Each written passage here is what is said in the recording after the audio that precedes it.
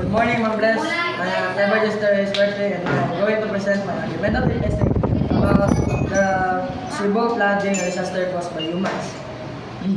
Flooding in Cebu has become a serious problem that destroys homes and disrupts lives. Many people blame the heavy rains, but human action has made the situation much worse. Rush, deforestation, and poor planning all contributed to the disaster. Human negligence has human negligence is the main cause of severe flooding in Cebu. Our daily habits like throwing garbage in rivers and cutting trees block natural drainage. Flooding become worse not because of nature alone but because of our choices. Large rivers and canals cannot carry rainwater properly, causing streets to overflow. Deforestation and unplanned buildings stop water from soaking into the ground.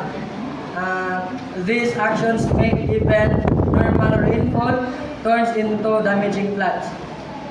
Studies show over 70% of Cebu's drainage canals are blocked with waste. Green areas have also decreased by 40% in the last decade due to urban development. Due to urban development.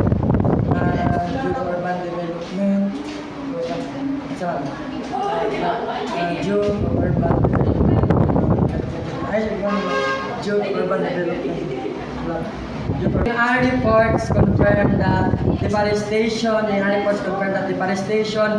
causes soil erosion, which leads to stronger floods.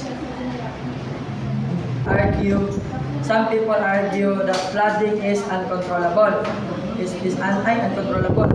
And some people argue that flooding is uncontrollable. Climate change brings heavy rain. They believe that even with cleaner surroundings, floods will still happen. Affects rainfall. Climate change affects rainfall. Affects rainfall. Human actions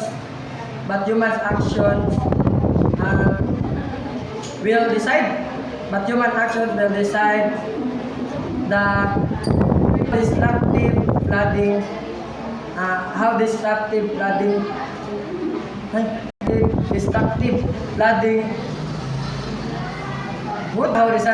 become water, clean water, mortgage, and responsible planning can greatly reduce damage. We can protect our communities if we use to act responsibly.